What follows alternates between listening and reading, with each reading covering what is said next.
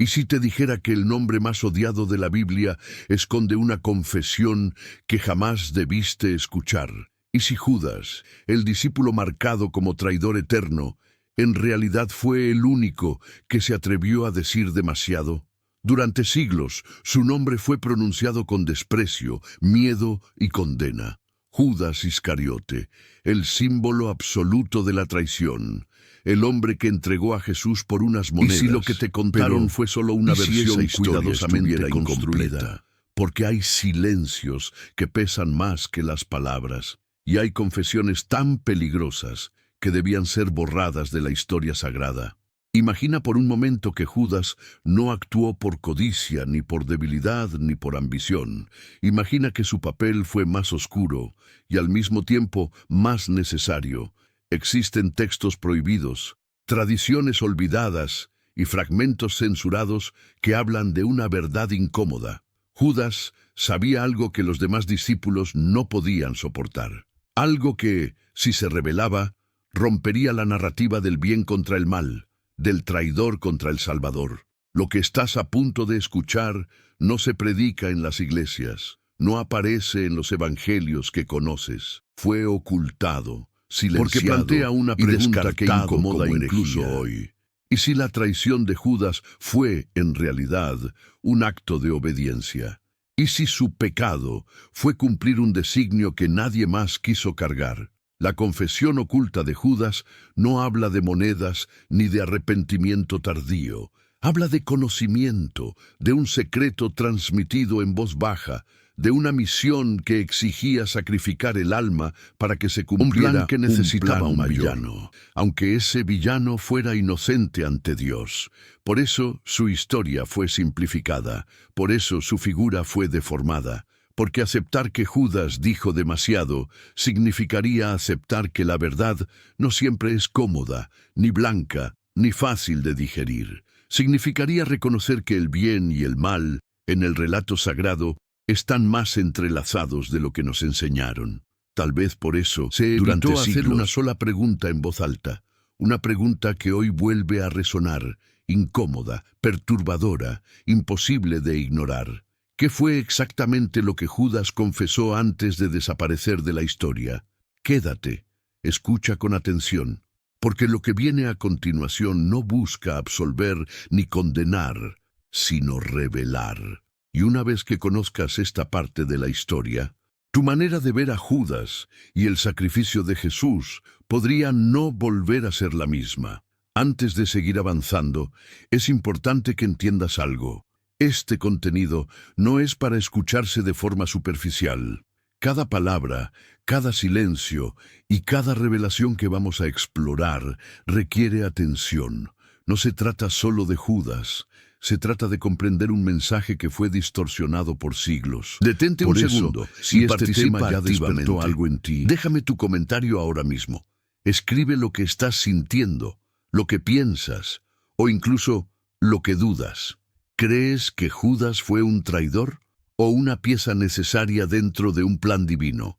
Tu opinión es clave, porque este canal no existe para imponer verdades, sino para abrir preguntas que muchos temen hacer. Cuando comentas, este mensaje llega a más personas que también están buscando respuestas importantes, apóyalo con un like. Ese simple gesto le indica al algoritmo que este contenido merece ser difundido, que no debe volver a ser silenciado. Cada like es una forma de romper el silencio que ha rodeado estas historias durante generaciones. Suscríbete si aún no lo has hecho. Aquí no hablamos de lo que es cómodo, hablamos de lo que fue ocultado. Cada video es una nueva pieza del rompecabezas espiritual que nadie te enseñó. Activa la campana, porque lo que viene después conecta directamente con esta confesión y profundiza aún más en el papel real de Judas dentro de la historia sagrada. Quédate hasta el final. Entender lo que estás a punto de escuchar puede cambiar por completo la forma en que lees la Biblia y la manera en que juzgas a quienes fueron marcados, porque la verdadera historia de Judas ahora sí apenas comienza a revelarse. Judas, Solo pronunciar su nombre activa una imagen inmediata en la mente de casi cualquier persona que haya escuchado una historia bíblica. No hace falta explicar demasiado. Desde niños nos enseñaron a asociarlo con traición, oscuridad, culpa eterna. Judas es el villano absoluto, esa es la versión del error imperdonable, la versión oficial, el hombre que falló cuando más durante siglos sin espacio para preguntas. La narrativa fue clara, directa y conveniente. Jesús, el bien supremo; Judas, el mal necesario. Uno encarna la luz, el otro, la sombra. Y en esa construcción no hay matices, no hay grises, no hay contexto. Judas no es presentado como un hombre complejo, ni como un discípulo con conflictos internos, que vendió al maestro, sino como el ejemplo que nadie debe seguir. Así fue reducido, así fue fijado en la memoria colectiva. Durante generaciones, la Iglesia se encargó de reforzar esta imagen una y otra vez. Sermones, catequesis, representaciones artísticas, textos doctrinales. Judas siempre aparece apartado, con el rostro endurecido, con la mirada torcida, casi deshumanizado. No se profundiza, no se habla de su cercanía con Jesús, no se analiza su proceso interno, solo importa el acto final, la traición. Todo lo demás es irrelevante o incómodo, porque aceptar que Judas fue algo más que un villano pondría en riesgo una estructura muy bien definida. La historia necesitaba un antagonista claro, alguien sobre quien descargar la culpa, y Judas cumplió perfectamente ese papel. Así nació el arquetipo del traidor, el que rompe la confianza, el que actúa en la oscuridad, el que merece castigo eterno. Un arquetipo tan poderoso que trascendió lo religioso y se volvió cultural. Llamar a alguien Judas es condenarlo sin apelación. Pero detente un momento y piensa en esto. Realmente una historia tan profunda, tan espiritual, tan cargada de misterio, puede reducirse a una caricatura. ¿Tiene sentido que uno de los 12, elegido directamente por Jesús, haya sido desde el inicio un villano infiltrado? Esa pregunta rara vez se formula, porque la versión oficial no deja espacio para ella. La respuesta ya viene dada, cerrada, sellada por siglos de repetición. La imagen de Judas fue cuidadosamente construida. No fue casual, fue funcional, donde cada personaje convertirlo en el traidor absoluto y predecible permitía preservar una lectura que la vida del relato sagrado, y sobre todo la espiritualidad profunda, rara vez funcionan así. Y cuando una historia es demasiado perfecta, suele ocultar fisuras. Por eso es tan importante observar cómo se nos presentó a Judas, qué detalles se omitieron, qué preguntas se evitaron. Porque antes de poder comprender cualquier revelación, primero hay que entender la versión que nos enseñaron y reconocer que fue diseñada para no ser cuestionada. Y aquí es donde el silencio empieza a pesar más que las palabras. Ahora quiero que participes. Antes de continuar, deja un comentario con lo primero que se te viene a la mente cuando escuchas el nombre Judas.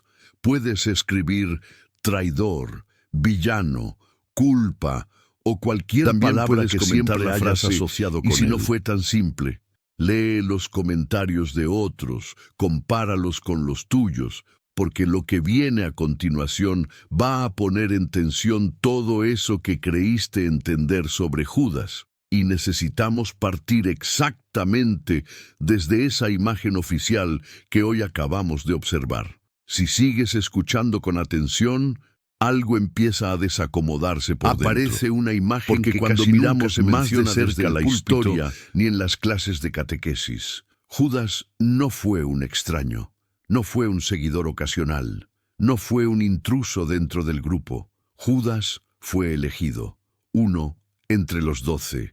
Y esa sola afirmación ya incomoda más de lo que muchos están dispuestos a aceptar. Jesús no eligió a sus discípulos al azar. Cada uno fue llamado con conocimiento pleno de su carácter y de su destino. Si Judas estuvo allí, caminando junto a él, escuchando sus enseñanzas más íntimas, compartiendo el pan y el silencio, entonces su presencia no puede ser tratada como un accidente. Judas Fue parte del círculo cercano, del núcleo que presenció milagros, secretos, advertencias y revelaciones que nunca llegaron a las multitudes. No era un discípulo pasivo ni irrelevante. Se movía con autoridad, Judas tenía con responsabilidad. Era alguien en quien se confiaban asuntos delicados, decisiones prácticas, tareas que requerían criterio y juicio. Eso no se entrega a cualquiera. La confianza no se da a un traidor declarado. Se da a quien ha demostrado lealtad, inteligencia y compromiso. Y esa es una parte de la historia que rara vez se menciona. El corazón de los hombres. Piensa en esto más allá de las apariencias. ¿Por qué mantendría tan cerca a alguien destinado únicamente a fallar? ¿Por qué permitiría que Judas tuviera acceso a conversaciones privadas, a momentos sagrados, a enseñanzas que no todos podían comprender? Esa cercanía sugiere algo distinto.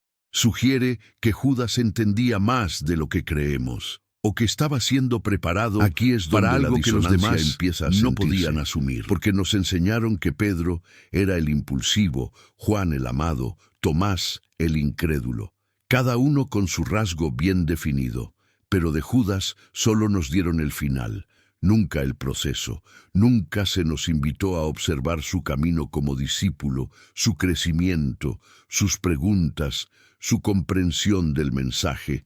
Se nos privó de esa parte porque podría generar dudas. Siempre fueron las dudas como peligrosas. En cuestiones de fe, aceptar que Judas fue un discípulo cercano implica aceptar que la historia es más compleja, más incómoda, más profunda. Implica reconocer que la traición, tal vez, no nació de la noche a la mañana, ni de una simple ambición material.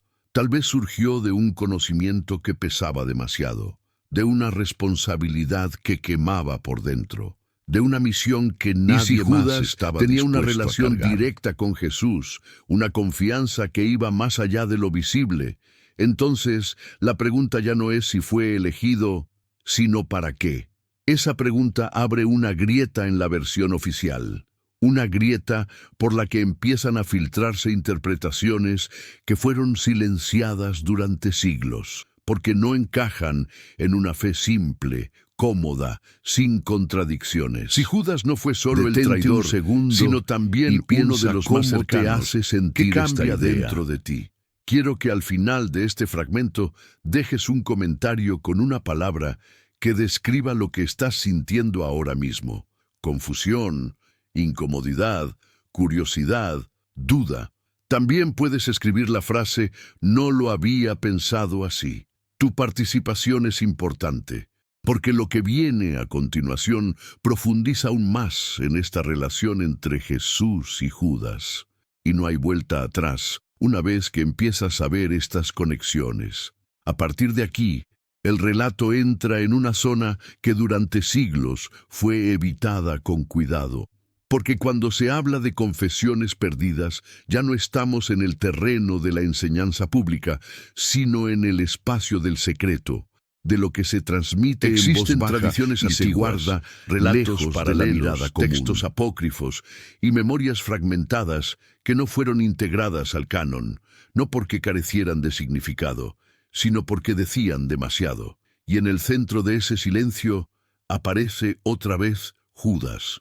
No como traidor, no como villano, sino como receptor de un conocimiento incómodo, un conocimiento que no estaba destinado a las multitudes, porque no toda verdad puede ser sostenida por todos. Algunas pesan, algunas rompen estructuras, algunas obligan a replantear el sentido mismo del sacrificio, del destino y de la obediencia divina.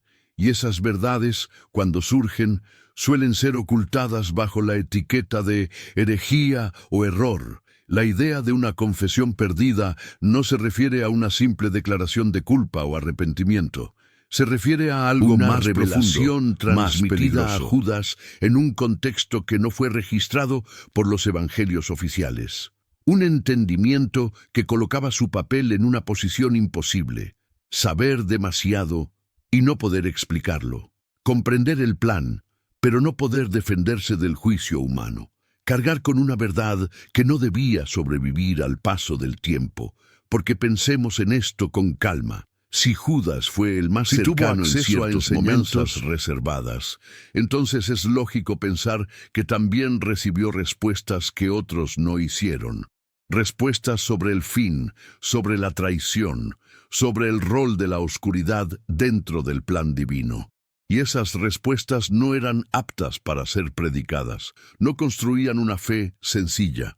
Construían una fe peligrosa. Las tradiciones ocultas hablan de discípulos que recibían instrucciones distintas a su capacidad de comprensión. Y en ese contexto, Judas aparece como alguien preparado para entender lo que nadie quería aceptar, que el sacrificio necesitaba un ejecutor consciente, que el cumplimiento del destino exigía una figura dispuesta a ser odiada, que alguien debía cargar con la sombra para que la luz pudiera manifestarse. Eso explicaría por qué su confesión no debía sobrevivir. Era una confesión que perturbaba, porque no era una confesión que cuestionaba la idea del libre albedrío, del pecado individual, de la culpa eterna. Si esa verdad se difundía, el relato entero se volvía inestable. La fe dejaba de ser cómoda y el control sobre la interpretación se perdía.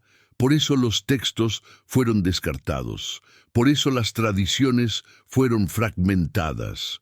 Por eso la figura de Judas fue reducida a una sola acción, todo lo que vino antes y todo lo que pudo haber sido dicho después.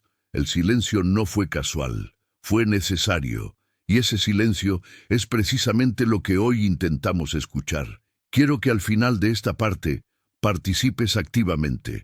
Deja un comentario con una frase como confesión prohibida, verdad oculta o sabía demasiado.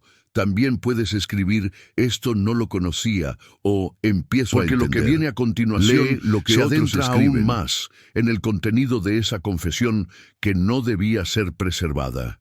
Y entender este punto es clave para todo lo que sigue. Y entonces el silencio se vuelve más denso, porque aquí es donde aparece aquello que fue tachado, sellado y apartado con cuidado extremo. El llamado Evangelio de Judas no surge como un texto más, sino como una ruptura. No fue integrado, fue debatido públicamente. Y cuando algo es censurado dentro del ámbito espiritual, casi siempre es porque toca un nervio demasiado sensible, porque dice algo que no puede ser acomodado dentro del relato oficial sin que todo empiece a tambalearse. Este evangelio prohibido no presenta a Judas como el traidor que actúa por ambición, sino como alguien que comprende la misión desde un nivel más profundo. Aquí Jesús no aparece confundido ni sorprendido por los acontecimientos. Aparece consciente, incluso sereno, frente a un destino que ya estaba trazado.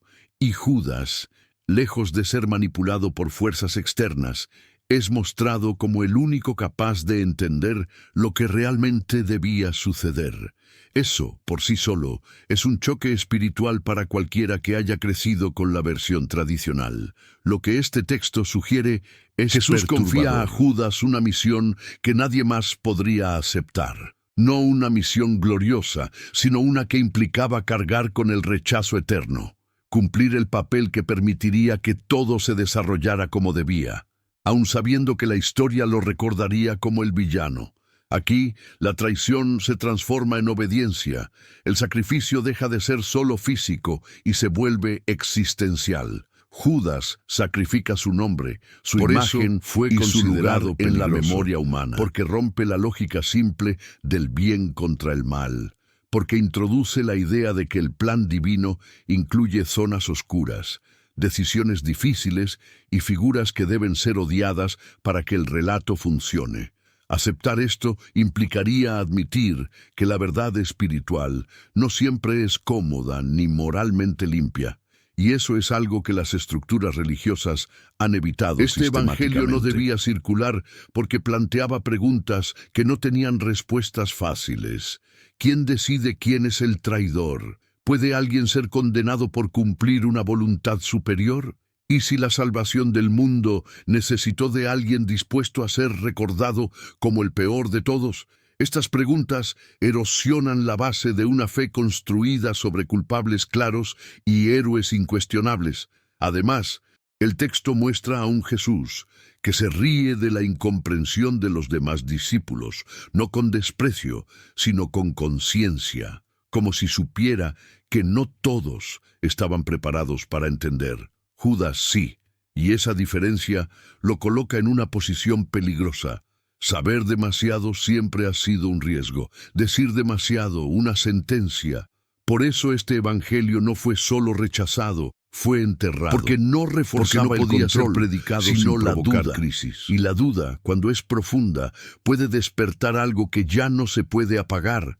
El mensaje no era conveniente, era revelador, y toda revelación verdadera incomoda antes de liberar. Mientras escuchas esto, es normal sentir una mezcla de inquietud y curiosidad.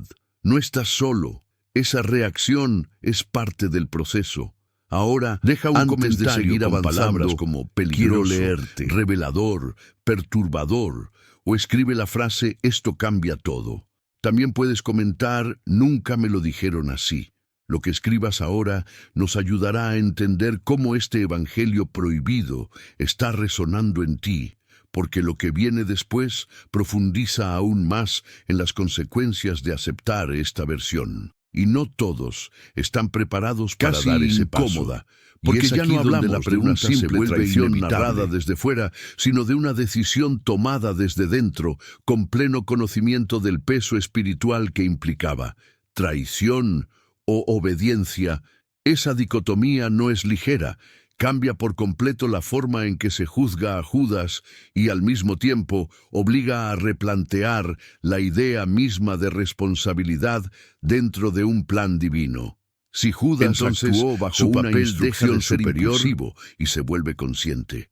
No hablamos de un error, sino de una acción asumida, de alguien que entendió que debía hacer lo que otros no podían, aunque eso significara perderlo todo, su nombre, su lugar, su memoria, porque cumplir un plan divino no siempre viene acompañado de reconocimiento. A veces viene acompañado de condena. Imagina saber que esos actos serán malinterpretados, saber que la historia te señalará como el villano y aún así avanzar. Ese es un sacrificio distinto, más silencioso, más profundo. No es el sacrificio del cuerpo, sino el sacrificio del alma frente al juicio humano. Judas no solo entrega a Jesús, se entrega a sí mismo a un destino de desprecio eterno. Aquí es donde el concepto de obediencia adquiere un peso insoportable. En este contexto, porque obedecer no es seguir una orden cómoda, es aceptar una carga que nadie más aceptaría. Es comprender que el plan divino no se sostiene solo con luz, sino también con sombra, y que alguien debía ocupar ese lugar oscuro para que todo lo demás pudiera cumplirse. Judas aparece entonces no como el enemigo del plan, sino como una pieza central del mismo. Esto reconfigura el juicio moral de forma radical. Actuó sabiendo lo que hacía, si entendía las consecuencias y aún así siguió adelante, entonces la pregunta ya no es si fue malo, sino si fue necesario. Y esa palabra, necesaria, es peligrosa, porque rompe la estructura simple de culpa y castigo. Introduce la idea de que hay actos que parecen condenables desde fuera, pero que cumplen una función desde una perspectiva más elevada. Incomodidad. Aceptar esto incluso no es fácil. Porque nos obliga a admitir que el plan divino no siempre coincide con nuestra moral humana, que hay decisiones que no encajan en categorías simples. Judas, en este escenario, no es un ejemplo de debilidad, sino de carga, de alguien que sostuvo el peso de una misión que no podía ser explicada ni defendida. Y aquí aparece otro elemento clave, el silencio. Porque quien cumple una instrucción superior de este tipo no puede justificarse públicamente. No puede decir, lo hice porque debía. No puede revelar lo que sabe sin destruir el sentido del sacrificio. Así, Judas queda atrapado en un silencio absoluto. Un silencio que lo condena ante los hombres, pero que podría tener otro significado ante lo divino. Mientras escuchas esto, es probable que tu juicio tal vez interno sientas conflicto, tal vez resistencia, tal vez una comprensión incómoda. Eso es parte del proceso. No se trata de convencerte, sino de llevarte a ese punto donde las certezas empiezan a temblar. Porque una fe que nunca se cuestiona es una fe que nunca profundiza. Antes de continuar, quiero leerte. Deja un comentario con palabras como obediencia, sacrificio. También carga, puedes escribir la frase «¿y si obedeció o nunca lo vi así?». Escribe lo que esta idea está provocando en ti ahora mismo, porque lo que sigue se construye directamente sobre esta tensión entre traición y obediencia. Y a partir de aquí, la historia ya no puede leerse de la misma manera, y cuando una historia amenaza con romper los cimientos de todo un sistema, la reacción casi siempre es la misma. Sino uno cuidadosamente, no un silencio accidental, porque lo que estaba en juego no era solo la figura de Judas, sino algo mucho más profundo. Su versión de los hechos, su posible confesión, representaba una amenaza directa al control doctrinal que se había levantado durante siglos. Un control basado en verdades simples, roles fijos y culpas bien definidas. Si Judas no era únicamente el traidor, si su papel estaba ligado a una instrucción superior, empezaba a resquebrajarse. La doctrina necesitaba certezas claras para sostener la fe de millones. Necesitaba señalar al culpable sin matices, sin explicaciones complejas. Porque una fe que entra en zonas grises deja de ser fácil de administrar. Y Judas, con todo lo que representaba, abría precisamente esa zona peligrosa. El problema del libre albedrío aparece aquí como una grieta imposible de cerrar. ¿Dónde queda su libertad? ¿Fue culpable o simplemente cumplió un destino que ya estaba escrito? Estas preguntas no solo incomodan, desestabilizan, porque si el libre albedrío no es absoluto, entonces la culpa tampoco lo es. Y si la culpa se relativiza, todo el sistema de recompensa y castigo pierde fuerza. Por eso era más seguro presentar a un hombre dominado por la ambición que eligió el error y la debilidad propia. Esa versión protege la idea de que cada quien es responsable absoluto de sus actos, sin interferencias divinas incómodas. Pero aceptar una verdad más compleja implicaría admitir que hay decisiones humanas atravesadas por un propósito mayor. Y eso no se puede predicar fácilmente. La verdad compleja siempre da miedo a sostener contradicciones, porque no se puede resumir en una frase, instituciones, porque obliga a pensar, las religiosas, a dudar, han preferido históricamente la estabilidad antes que la profundidad. Judas, entendido desde esta otra perspectiva, se convertía en una figura peligrosa, no por lo que hizo, sino por lo que obligaba a cuestionar. Silenciarlo fue una forma de proteger la estructura, de evitar que los creyentes se preguntaran si el plan divino podía incluir actos moralmente incomprensibles, de impedir que surgiera la idea de que alguien pudiera ser condenado por cumplir una función necesaria, porque esa idea no solo afecta a Judas, afecta a todos. Cambia la manera de entender la justicia divina, el perdón, la responsabilidad y el juicio. Y así, poco a poco, se descartaron las tradiciones que no encajaban, se eliminaron los textos y otra vez la misma imagen hasta que cualquier otra lectura pareciera impensable, no porque fuera falsa, sino porque era peligrosa, porque daba demasiado poder al creyente, el poder de pensar por sí mismo. Ahora, mientras avanzamos, quiero que reflexiones sobre esto. ¿Crees que una verdad compleja debe ser ocultada para proteger la fe?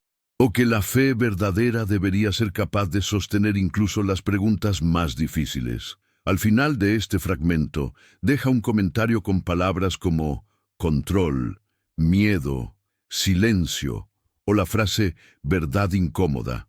También puedes escribir nunca lo vi así o esto explica muchas cosas. Lo que compartas aquí es importante, porque lo que viene después se adentra aún más en las consecuencias espirituales de haber silenciado esta historia. Y entender este punto es clave para lo que estamos a punto de revelar. Y es en este punto donde el impacto deja de ser solo intelectual y se vuelve espiritual, casi existencial. Porque si aceptamos aunque sea por un instante, la posibilidad de que Judas no haya sido simplemente entonces el villano. Todo el relato cambia de forma silenciosa pero profunda. No se derrumba de golpe, sino que se reordena desde dentro. Las piezas siguen ahí, pero ya no encajan como antes. Y esa sensación, esa incomodidad interna, es precisamente la consecuencia espiritual de esta revelación. Si Judas no fue el villano absoluto, entonces el concepto de sacrificio se expande. Ya no hablamos solo del sacrificio visible, hablamos del sacrificio entregado, del que ocurre en la sombra, del que no recibe honra ni reconocimiento. Judas, desde esta perspectiva, no sacrifica su vida física en primer lugar, sino su identidad, su memoria, su lugar en la historia. Se convierte en el contenedor del odio necesario para que otros puedan creer en la pureza del relato. Eso obliga a mirar la sombra de otra manera. Porque siempre se nos enseñó a rechazarla, a temerla, a asociarla con el mal absoluto. Pero en muchos caminos espirituales profundos, la sombra no es negada, sino integrada. Es el espacio donde ocurre la transformación, y dentro de un plan divino complejo, la sombra cumple una función que la luz por sí sola no puede cumplir. Sin contraste, la luz no se percibe. Sin oscuridad, aquí aparece la dualidad que tantos prefieren ignorar. Luz y oscuridad no como enemigos separados, sino como fuerzas que coexisten dentro de un mismo diseño. Aceptar eso no significa justificar el dolor, sino entender que el plan divino, si existe en una forma elevada, no responde a categorías humanas simples. Judas, cargando con la oscuridad del relato, permite que otros permanezcan en la luz, y ese intercambio es profundamente perturbador. Esto cambia la forma en que juzgas, cambia la forma en que lees las historias sagradas, cambia incluso la manera en que te miras a ti mismo. Porque si el plan divino incluye sombras necesarias, entonces tal vez hay partes de nuestra propia historia que no deben ser rechazadas, sino comprendidas. Tal vez hay culpas que cargamos que no nacieron del error, sino de una reflexión que no busca cerrar nada, al contrario, abre más preguntas de las que responde. Porque una espiritualidad madura no se sostiene en certezas rígidas, sino en la capacidad de habitar el misterio. Judas, visto desde este ángulo, se convierte en un espejo incómodo. Nos obliga a preguntarnos cuántas veces hemos juzgado sin entender, cuántas veces hemos llamado maldad a lo que simplemente no encajaba en nuestra narrativa. Más evidente se vuelve que esta historia no fue silenciada solo por miedo doctrinal, sino por miedo existencial. Porque aceptar la dualidad luz-oscuridad dentro del plan divino implica aceptar que la vida espiritual no es una línea recta, sino un territorio lleno de paradojas. Y no todos están preparados para caminar ahí. Ahora quiero leerte. Deja un comentario con palabras o la frase sombra, nada es tan sacrificio. Simple. También puedes escribir, esto me hizo pensar, o me incomoda pero resuena. Comparte lo que esta reflexión está despertando en ti, porque lo que viene a continuación profundiza todavía más en esta consecuencia espiritual y nos acerca a una pregunta final que muy pocos se atreven siquiera a formular. Y así llegamos a la pregunta que casi nadie se atreve a formular en voz alta ni tranquilizadora. Una pregunta que, una vez planteada, no se puede ignorar. ¿Necesitaba el mundo un traidor?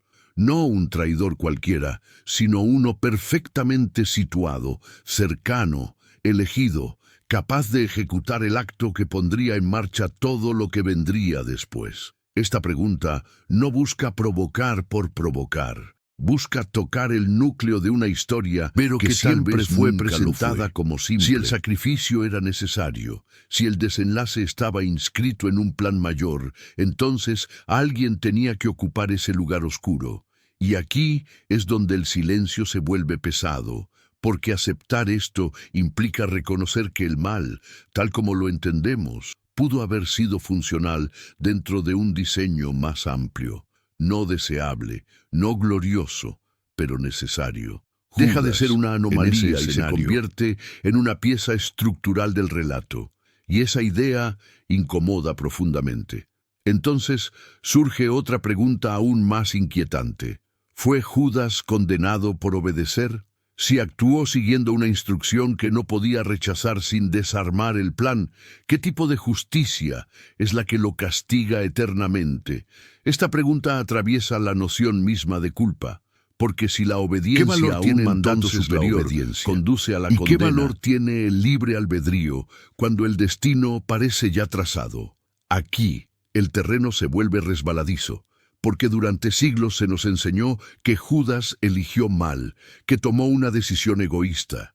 Pero esta otra lectura introduce una tensión imposible de resolver fácilmente. Tal vez Judas eligió cargar con algo que nadie más quiso cargar. Tal vez su libertad consistió en aceptar el papel más odiado para que el resto de la historia pudiera cumplirse. Y si eso es así, entonces el juicio moral tradicional se queda corto. Y entonces aparece la tercera pregunta, la más peligrosa de todas. ¿Y si la historia fue escrita por los vencedores, no en el sentido político, sino en el sentido espiritual e institucional? Quienes decidieron qué organizaron el relato y cuáles debían desaparecer, también decidieron qué personajes serían recordados como héroes y cuáles como villanos. Y esa selección no siempre responde a la verdad completa, sino a la versión más funcional. La historia, cuando se fija en un canon, se vuelve rígida, pierde matices, y todo lo que no encaja es eliminado. Judas, con su ambigüedad, con su papel imposible de explicar sin abrir demasiadas grietas, era el candidato perfecto para ser reducido a una sola acción. Así se cerraba el relato. Así se protegía la estructura. Así se evitaban preguntas que podían debilitar certezas. Pero las preguntas siguen ahí, persisten, vuelven, porque hay algo en esta historia que no termina de encajar del todo. Algo que genera una incomodidad silenciosa. Una invitación a dejar de buscar esa incomodidad no sea un error. A aceptar que algunas historias sagradas no están hechas para tranquilizar, sino para confrontar. En este punto no hay conclusiones, solo interrogantes que se superponen. ¿Necesitaba el mundo un traidor? ¿Fue Judas víctima de un plan que no podía explicar? ¿Cuántas verdades quedaron enterradas para preservar una narrativa estable? Lo abren aún más. Estas preguntas no buscan cerrar el tema. No es solo entender a un personaje, es entender cómo se construyen las verdades que heredamos. Antes de seguir avanzando, quiero que escribas en los comentarios qué pregunta te impactó más. Puedes comentar, ¿necesitaba un traidor? ¿Fue obediencia? ¿O la historia la escriben los vencedores? También puedes escribir simplemente porque lo que viene después no busca resolver esa falta de respuesta, sino llevarlas del proceso todavía más profundo, a un punto donde el silencio vuelve a hablar. Y si has llegado hasta este punto del relato, no es por casualidad. Nada de lo que estás escuchando aparece frente a ti por error. Hay historias que solo se activan cuando la persona que las escucha está preparada para sostenerlas, aunque incomoden, aunque despierten certezas que ya no se pueden apagar. Tal vez algo dentro de ti reconoció este mensaje antes incluso de que tu mente lo entendiera por completo.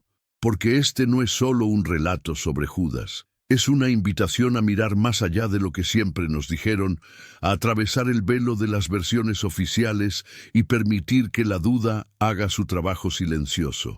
Hay verdades que no llegan para dar paz inmediata, sino para iniciar un proceso, cuando aceptas que lo sagrado también puede ser perturbador, que el plan divino puede incluir caminos que nadie se atrevería a elegir conscientemente. Tal vez Judas no cayó, tal vez cargó con un destino que nadie más se atrevió a aceptar.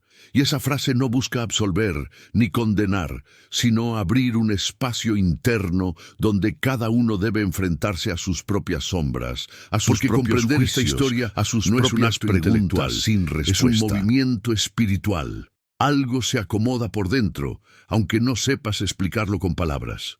Si este contenido resonó contigo, Si sentiste incomodidad, curiosidad o incluso resistencia, eso ya es una señal. Este canal existe para quienes no se conforman con explicaciones simples, para quienes intuyen que hay misterios que fueron ocultados, sino porque eran demasiado poderosos. Lo que acabas de escuchar es solo una pieza. Hay mucho más que conectar, mucho más que revelar, y cada historia nos conduce a la siguiente como si todo formara parte de un mismo mapa oculto. Quiero que participes activamente en este momento. Déjame un comentario con la frase que más se quedó contigo, o escribe algo como «No llegué por casualidad», «Judas sabía demasiado», o «Esto cambia mi forma de verlo». ¿Qué emoción predominó en ti ahora mismo? ¿Duda, inquietud, curiosidad, silencio? Leer lo que escribes es parte de este proceso colectivo de revelación.